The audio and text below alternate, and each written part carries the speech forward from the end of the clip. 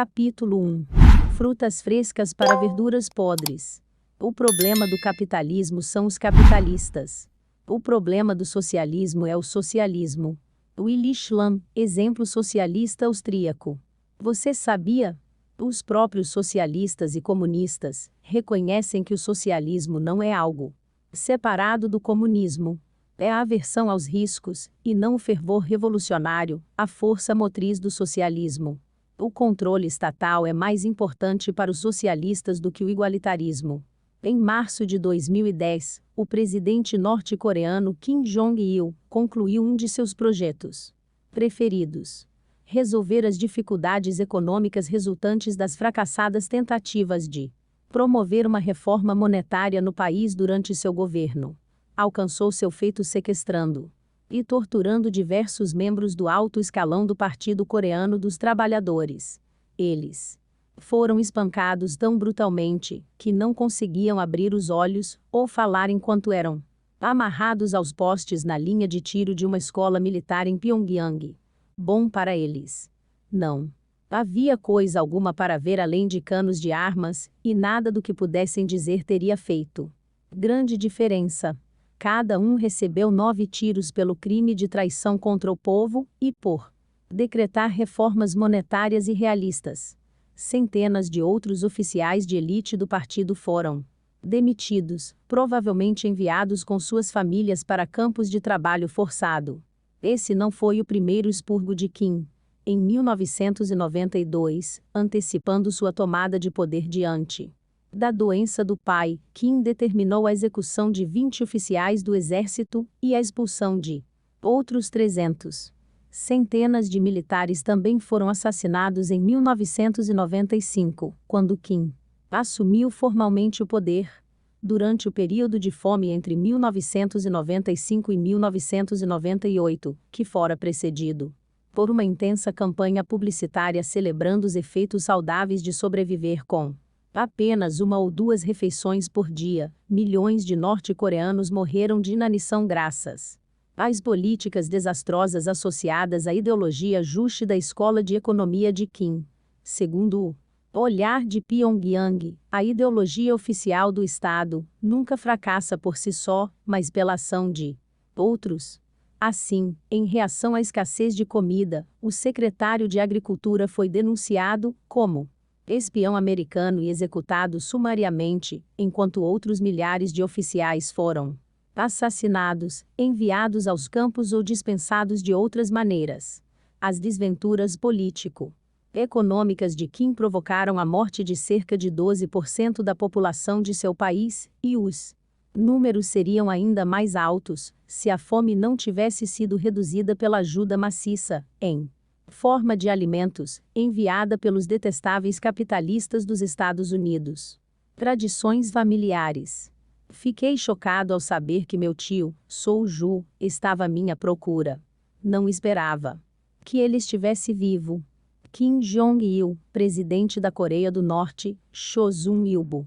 O exemplo da Coreia do Norte é extremo, mas não muito diferente da experiência de nações similares, incluindo aquelas com regimes mais democráticos.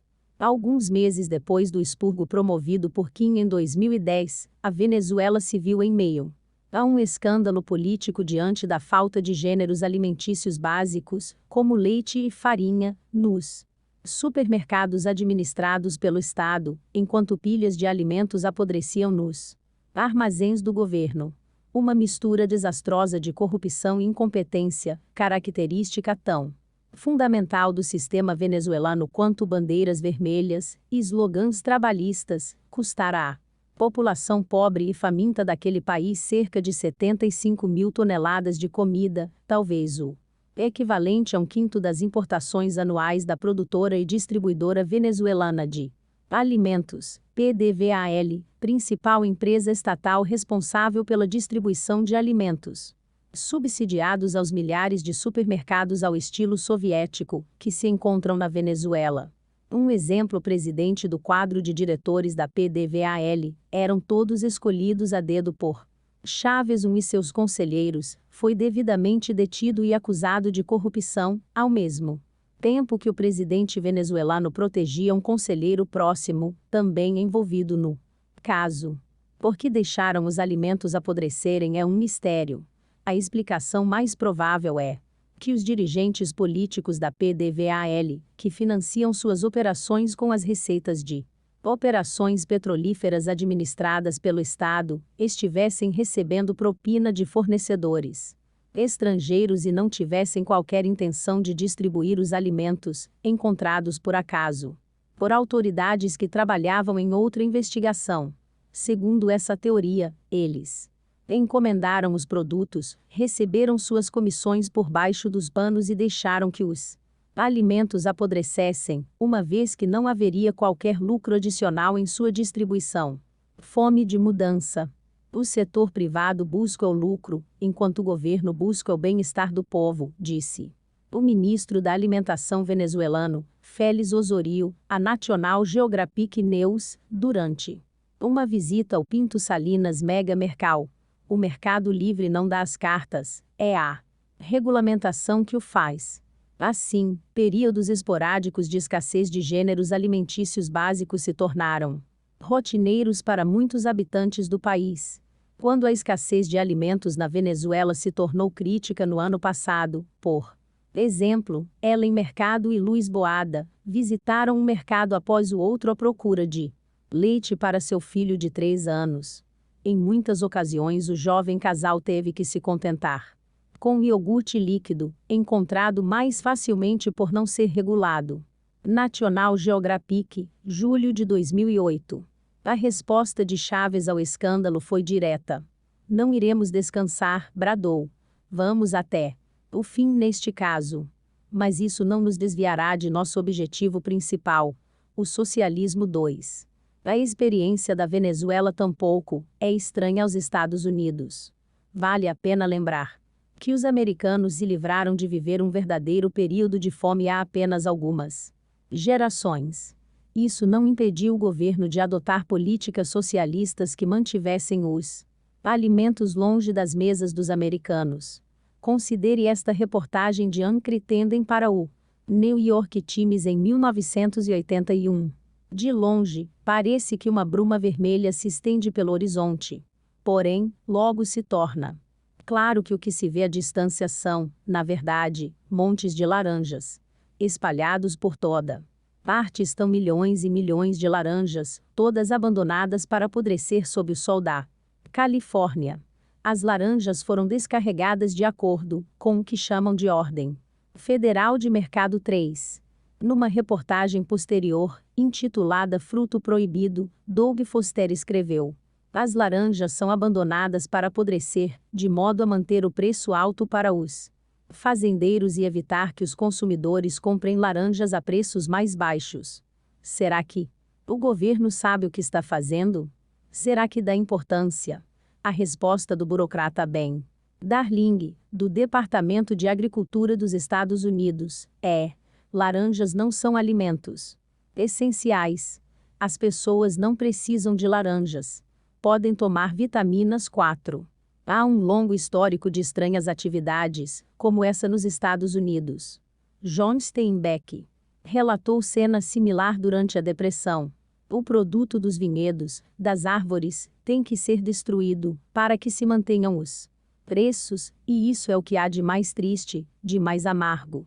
Carregamentos de laranjas jogados no chão, 1 milhão de pessoas passando fome, precisando das frutas, enquanto despejam querosene sobre esses montes dourados. Eis aqui um crime que vai além de qualquer denúncia. 5. No entanto, diferentemente dos alimentos deixados para apodrecer na Venezuela, as provisões arruinadas nos Estados Unidos, laranjas, milhos, silos cheios de grãos, não eram um crime, eram o resultado intencional da política pública adotada durante o New Deal e levada adiante na era Reagan. O que é o socialismo, e o que não é o socialismo? Socialismo é uma palavra que, de acordo com várias pessoas, tem muitos significados, tendo assumido diversas formas em todo o mundo.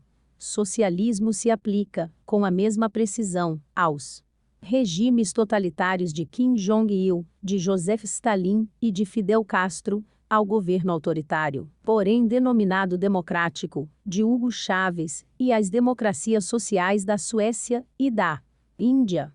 Alguns países praticam o socialismo totalitário, nos quais todos os aspectos da vida são regulados pela disciplina política. Isso geralmente é o que queremos dizer com a palavra comunismo, independentemente de tal disciplina política ser administrada por uma organização que se auto-intitula Partido Comunista. Os defensores do socialismo insistem que este e o comunismo são coisas completamente diferentes e impossíveis de ser comparadas, são como maçãs autoritárias e laranjas democráticas.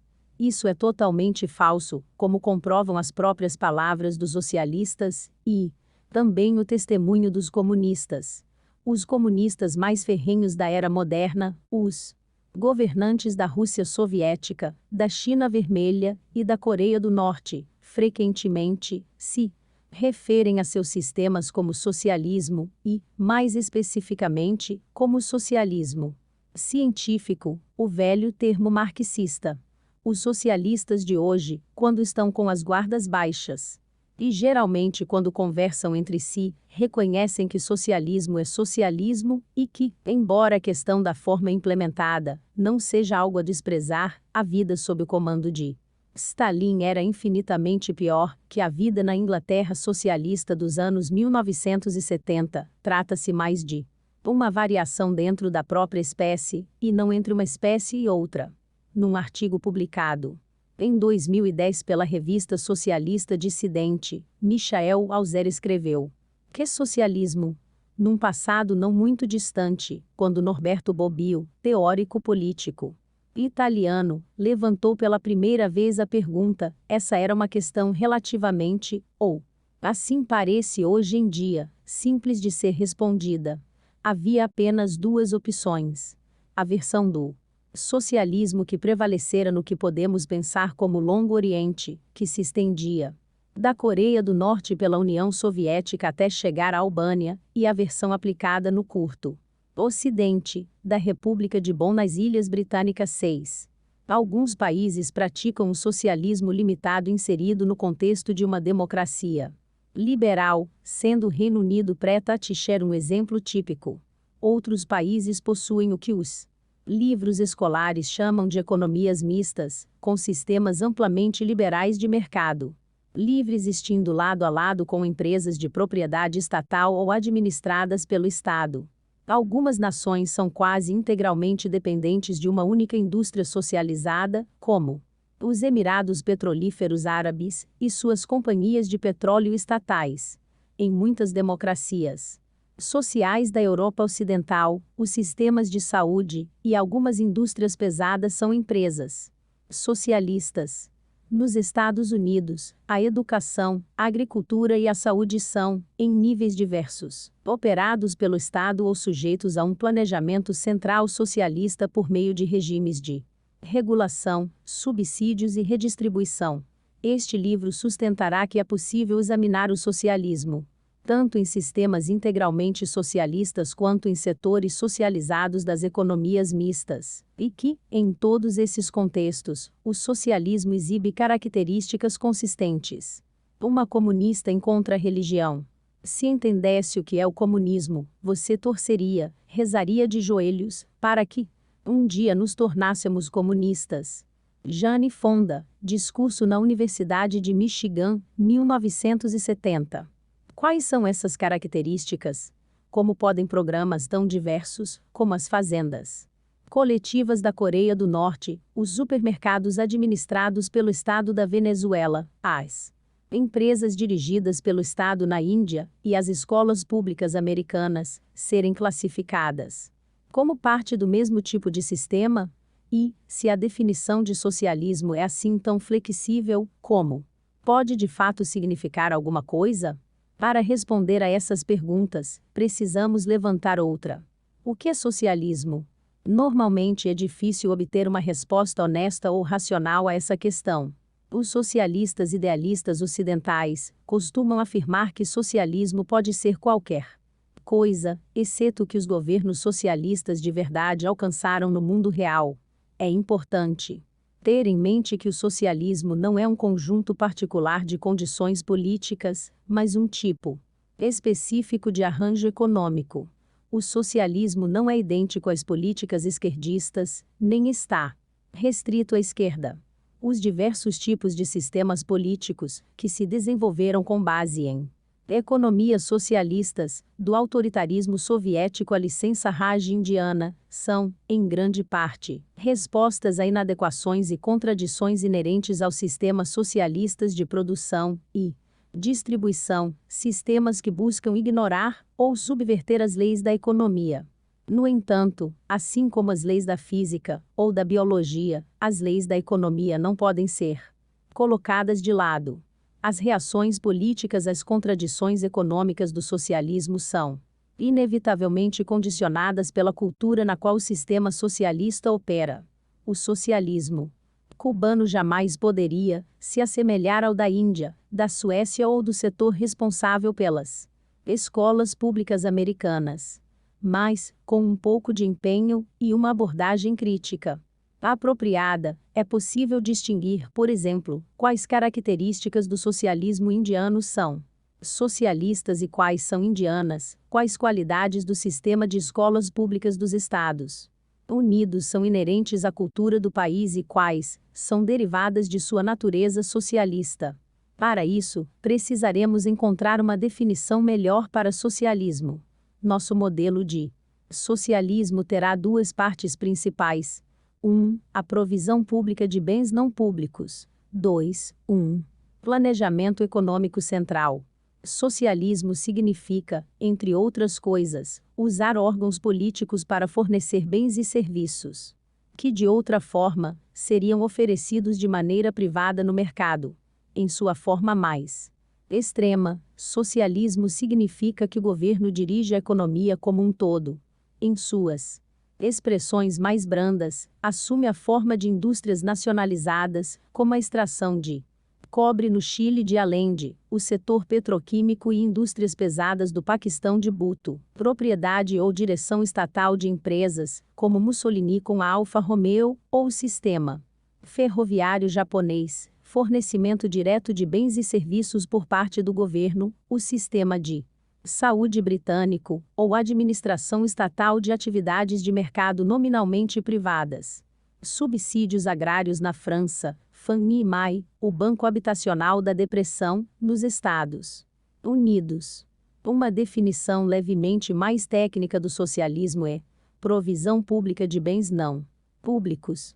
Bens públicos é um termo aberto, obviamente, e tem significados diferentes para pessoas diferentes. 7. Para os propósitos dessa argumentação, a expressão será usada em seu sentido econômico técnico.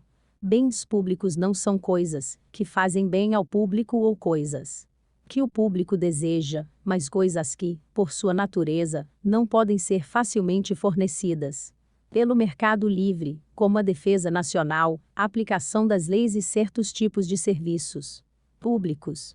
Toda ação governamental com fins de provisão pública de bens não públicos é um exemplo de socialismo, pelo menos num nível superficial. Mas esse tipo de socialismo é descrito melhor como estado de bem-estar social. Na prática, todos os governos modernos exercem algum tipo de provisão pública de bens não públicos e, por esse motivo, se encaixam no que podemos chamar de socialismo de base ou socialismo ad hoc. Isso não quer dizer que todo governo seja, ao pé da letra, socialista, ou que faria sentido descrever todos os governos que administram um sistema de educação pública ou autoestradas estatais como socialistas. Há questões de graus e de julgamento, e as respostas a tais questões variam de um caso para outro.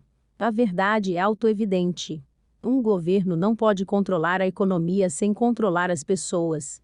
E os pais fundadores dos Estados Unidos sabiam que, quando um governo decide fazer isso, é necessário uso de força e coerção para atingir seu objetivo. Ronald Reagan, Discurso Tempo de Escolhas, 1964. O que distingue um estado de bem-estar social ordinário de um sistema que pode e deve ser identificado como socialista? Além da provisão pública de bens não públicos, um segundo fator, planejamento econômico central, será crucial para identificar e compreender as diferenças entre o socialismo real e a abundância de políticas de bem-estar social tipicamente encontradas nas democracias liberais e formas correlatas de governo no Ocidente. É importante compreender o seguinte: o socialismo, como discutiremos, não é inteiramente sinônimo de estado de bem-estar social. O socialismo não trata apenas da redistribuição de renda ou de riquezas por meio de programas de impostos e assistência governamental.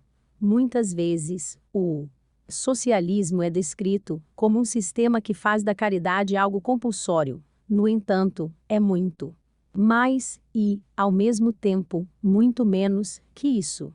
Socialismo significa planejamento centralizado. Um programa de vales alimentação é bem-estar social, fazendas e supermercados administrados pelo governo constituem socialismo.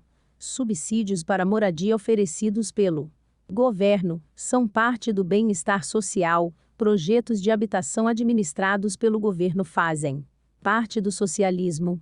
Vouchers escolares são bem-estar social. Um sistema escolar administrado pelo governo é socialismo. Todas as sociedades avançadas se ocupam de alguma forma de caridade e, em praticamente toda sociedade avançada, parte dessas atividades beneficentes é efetuada por meio da máquina do Estado. Há muitas razões para isso, incluindo psicologia popular e interesses pessoais, mas, na maior parte, tais razões não têm a ver com eficiência ou capacidade de suprir efetivamente as necessidades dos pobres e vulneráveis.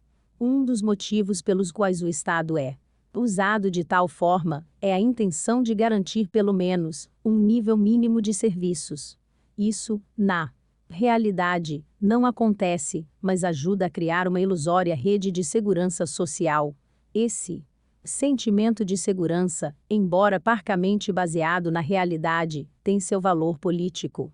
Uma das linhas de argumentação realmente emocionais presentes na política de todas as sociedades avançadas é a questão da aversão ao risco. Pequenos empreendedores, empresários, profissionais autônomos, investidores profissionais e inovadores, são menos avessos a riscos que a população em geral, quase por definição. Pessoas com alta aversão ao risco não começam seus próprios negócios. Em vez disso, estão inclinadas a trabalhar para empresas estabelecidas, ou, em muitos casos, para o governo, particularmente na área de educação. Tendem a trabalhar e confiar em grandes instituições. Essa população avessa a riscos se torna um lar natural para o socialismo no mundo desenvolvido, particularmente nos Estados Unidos e em outros países de língua inglesa. Pessoas altamente avessas a riscos estão dispostas a trocar uma parcela de eficiência, inovação e progresso por segurança. Por exemplo, americanos avessos a riscos preferem os retornos baixos e garantidos do sistema de previdência social, que, na verdade, para a maioria dos homens negros e outros americanos de vidas menos longas, se trata de perdas garantidas aos altos retornos e riscos administráveis de poupanças e investimentos privados. Preferem a mediocridade garantida do sistema escolar estatal à possibilidade de que um sistema amplamente privado possa servir de maneira deficiente a alguns alunos. No debate recente sobre a reforma do sistema de saúde americano, muitos dos progressistas bem informados e inteligentes compreenderam que um maior envolvimento governamental no sistema levaria a perdas em eficiência, inovação e qualidade, mas estavam dispostos a aceitá-las em troca de acesso garantido à assistência médica, mesmo que fosse de qualidade inferior. No entanto, dificilmente se encontrará um empresário que acredite que a previdência social é uma forma melhor de organizar a aposentadoria dos americanos do que uma conta de investimentos privados. Do mesmo modo, provavelmente não encontrará um professor de escola pública que pense o contrário. Essa é a psicologia secreta do socialismo nas sociedades avançadas. Diferentemente da Europa do século XIX, ou da Ásia do século XX, não é o fervor revolucionário que dá base ao movimento rumo ao socialismo no mundo avançado. Na realidade, é o contrário. A aversão a riscos. O calcanhar de Aquiles do socialismo é que a organização política de determinada atividade não elimina de fato os riscos, nem os reduz de modo confiável e previsível. Até o momento em que o presente texto foi escrito, o sistema de Previdência Social dos Estados Unidos está a alguns trilhões de dólares de ter os fundos necessários para pagar os benefícios supostamente garantidos por ele, e é quase certo que uma combinação de aumento de impostos, comprovações de meios e reduções de benefícios resultará em milhões de americanos que não receberão o que lhes foi prometido. Em outras palavras, a garantia estatal de benefícios não é garantia alguma, mantendo viva a esperança. Por meio de suas próprias lutas internas, o Partido Socialista se esvaiu para sempre e contribuiu para reduzir o radicalismo trabalhista em Nova York a uma posição de marginalidade e insignificância, da qual jamais se recuperou. É uma história triste e também punitiva para aqueles que, mais de meio século depois do declínio do socialismo, ainda almejam mudar os Estados Unidos. Muitas vezes os radicais sucumbiram à tentação devastadora do sectarismo. Afinal, é mais fácil combater um companheiro do que batalhar contra um inimigo poderoso e inveterado. Mesmo assim, se há algo que a história de Nova York mostra é que os radicais americanos não podem deixar que eles mesmos se transformem em seus piores inimigos. Na união está a sua única esperança. Trabalho final de graduação em Princeton de Helena Kagan, nomeada pelo presidente Obama para a Suprema Corte de Justiça dos Estados Unidos, New Yorker, 4 de junho de 2010. De maneira semelhante, o defeituoso sistema de escolas públicas não garante que os estudantes pobres e pertencentes às minorias escaparão de um fardo que os deixará em desvantagem por toda a vida. Ter recebido uma educação de baixa qualidade a um custo exorbitante. Pelo contrário, garante que a grande maioria desses alunos será privada das oportunidades educacionais de que goza a classe média branca, e pagarão um preço maior, também por sua educação pública gratuita. A política de impostos federais subsidia generosamente a aquisição de imóveis para os americanos da classe média, contrabalançando os modestos impostos sobre propriedades a ela vinculados. Por outro lado, os pobres tendem a viver em habitações alugadas, lutando para pagar aluguéis inflacionados pelos índices reais de taxação mais altos aplicados a apartamentos e outros bens imóveis. O planejamento centralizado socialista sempre funciona melhor para a classe de onde saem os planejadores, que podem se assegurar de que seus interesses pessoais sejam relativamente bem servidos. É por esse motivo que o socialismo estadunidense é um fenômeno da classe média e não da classe operária. Trata-se também, ao contrário da versão hollywoodiana da política americana, de um fenômeno corporativo. Os grandes negócios são amigos de confiança dos regimes de planejamento centralizado, já que essas empresas acreditam, acertadamente, que poderão usar o aparato do planejamento para seus próprios interesses.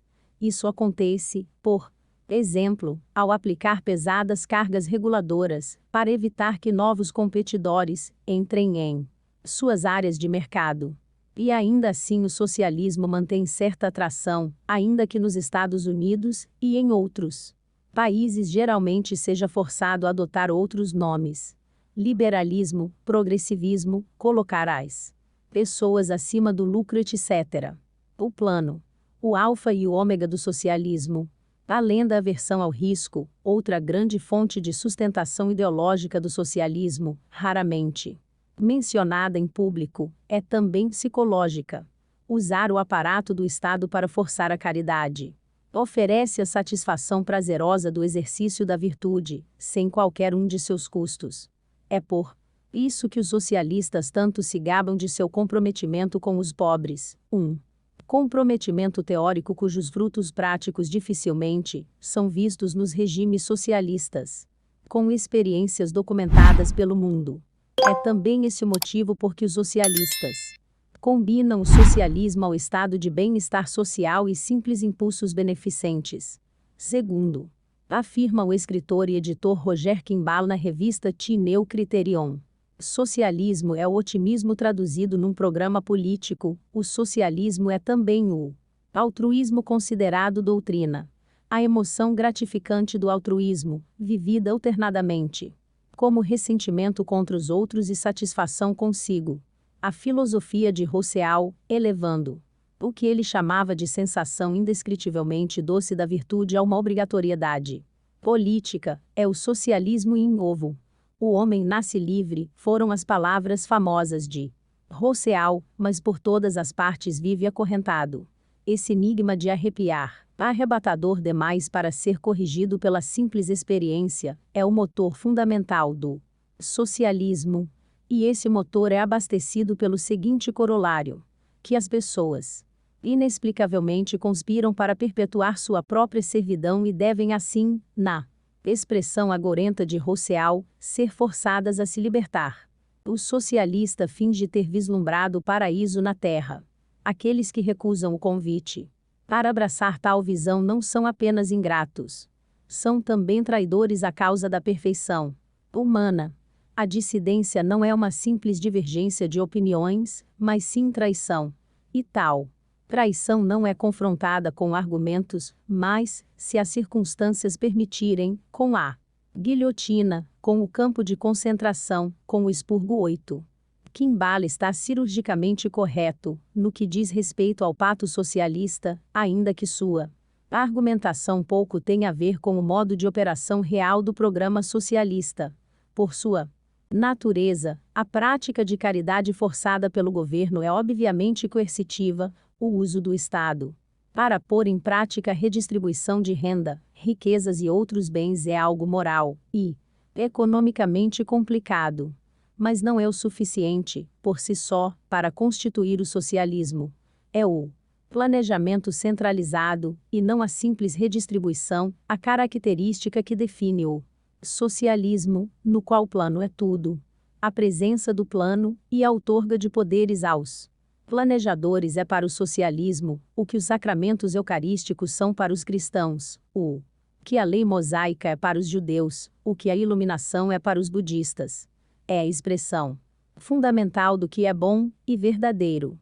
Quando o plano entra em conflito com o desejo de redistribuir a renda ou de subsidiar os pobres e a classe operária, o plano sempre prevalece.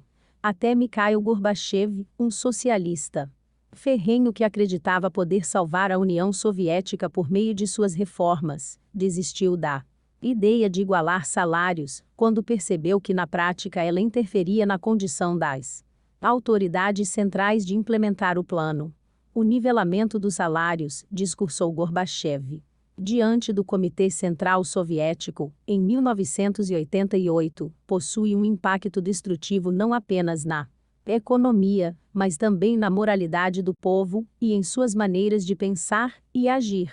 Ele diminui o prestígio de atividades conscienciosas e criativas, enfraquece a disciplina, destrói o interesse no aperfeiçoamento de capacidades e é prejudicial ao espírito competitivo do trabalho. Devemos ser diretos ao dizer que o nivelamento de salários é um reflexo das visões pequenoburguesas, que nada têm em comum com o marxismo-leninismo ou com o socialismo. Científico 9 tais ideias poderiam muito bem ser ouvidas no almoço anual de qualquer Câmara de Comércio americana, exceto pela parte do socialismo científico. O que Gorbachev deixou claro, e o que muitos críticos do socialismo teimam em não entender, é que, do ponto de vista dos socialistas, o necessário não é uma política econômica igualitária, mas sim um controle por parte do governo. Tal controle não precisa ser aplicado em âmbito nacional ou imposto por uma ditadura de partido único, como a chinesa ou a soviética. A Direção estatal pode ser feita em diversos níveis e assumir muitas formas, como as nacionalizações venezuelanas, os cartéis de Franklin Delano Roosevelt e o regime de controle de salários e preços de Richard Nixon. Por anos, os socialistas americanos vêm buscando usar o sistema Medicare e Medicaid para impor um controle sobre os preços praticados por indústrias farmacêuticas e outros prestadores de serviços médicos, e a legislação de 2010, conhecida como Obamacare, hoje prepara o solo para que logo tenham o poder para fazê-lo. Stalin defendia o socialismo num só país, enquanto os progressistas americanos defendem o socialismo numa só indústria, ou uma só indústria por vez. A experiência moderna sugere que o economista Ludwig von Mises estava apenas parcialmente correto quando escreveu: o Estado socialista é proprietário de todos os fatores materiais de produção e, por isso, a controla desta o fato valia para os poderes únicos e autoritários daqueles tempos. Nos dias de hoje, uma descrição mais precisa do verdadeiro arranjo econômico seria: no socialismo, o Estado controla os fatores materiais, como se fossem de sua propriedade. O Estado não precisa de fato ter fábricas, minas ou centros de processamento de dados, uma vez que possui o poder de decretar, nos mínimos detalhes, como os negócios devem ser conduzidos em tais atividades. A regulamentação serve como uma procuração para a propriedade direta dos meios de produção por parte do Estado. Mesmo em suas formas modernas mais dispersas, o planejamento centralizado socialista é facilmente identificado por meio de uma característica difícil de passar despercebida: o fracasso. O socialismo sempre causa disfunções econômicas, quando aplicado em âmbito nacional, União Soviética, China, Índia, Chile, Vietnã, quando aplicado sob formas modificadas em economias mistas, indústrias nacionalizadas da Grã-Bretanha no pós-guerra, e quando aplicado em setores particulares em economias amplamente capitalistas, programas nacionais de saúde, bolsões de socialismo encontrados em países amplamente liberais, podem ser classificados como socialismo, independentemente de operarem num contexto amplamente não socialista, assim como as limitadas atividades de mercado livre permitidas na Rússia soviética ou na China de Deng Xiaoping podem ser consideradas iniciativas capitalistas. As falhas econômicas do socialismo surgem de defeitos bem conhecidos presentes em sua própria forma de organização. Tais falhas não dependem de inteligência, de boa vontade ou de caráter moral daqueles que tentam implementar um sistema socialista, embora, em muitos casos, falhas humanas ligadas à corrupção tenham amplificado os problemas inerentes ao socialismo. Os principais defeitos do socialismo são a incapacidade daqueles a quem cabem as decisões políticas de tomar decisões racionais sem as informações fornecidas por valores gerados pelas transações do mercado, o desalinhamento de incentivos e recursos, e a subjugação das necessidades econômicas a mandatos políticos sem qualquer base na realidade econômica material. É essa última, acima de todas as outras, que faz do socialismo algo perigoso. Como defendeu F. Hayek, colega de Mises, em O Caminho da Servidão, os planejadores centrais, frustrados por sua incapacidade de moldar a economia às suas vontades, inevitavelmente são tentados a passar por cima dos direitos e dos interesses daqueles a quem deveriam servir. Às vezes, isso tudo assume a forma relativamente inofensiva de oficiais arrogantes do sistema de saúde público canadense, se recusando a prestar serviços ou dificultando o acesso à assistência médica. Outras vezes, assume uma das diversas formas exploradas com horrendo vigor por Kim Jong-il. O diagnóstico de Hayek, frequentemente mal interpretado e exagerado, não é perfeito, mas ele estava certo ao dizer que existe um caminho ligando as várias permutações do planejamento estatal. Em outras palavras, as laranjas apodrecendo na Califórnia, o leite estragado na Venezuela, as depredações insignificantes da licença Raj na Índia e os expurgos de Castro e Kim são paradas no caminho da servidão.